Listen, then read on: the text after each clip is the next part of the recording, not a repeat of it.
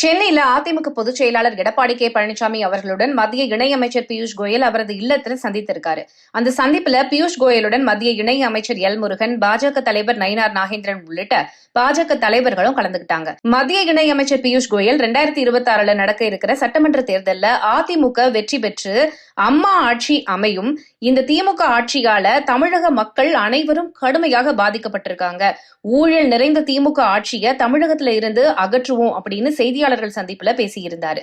செய்தியாளர்களை சந்தித்து பேசிய எடப்பாடியார், நாளை நடைபெறும் தேசிய ஜனநாயக கூட்டணி பொதுக்கூட்டம் தமிழகத்துல மிகப்பெரிய மாற்றத்தை ஏற்படுத்தும், 5 லட்சம் தொண்டர்கள் பங்கேற்பார்கள்ங்கிறதால தமிழகத்துல மாற்றத்தை உருவாக்கும் அதிமுக வலிமையான கூட்டணியை அமைச்சிருக்கு அப்படின்னு சொல்லியிருக்காரு.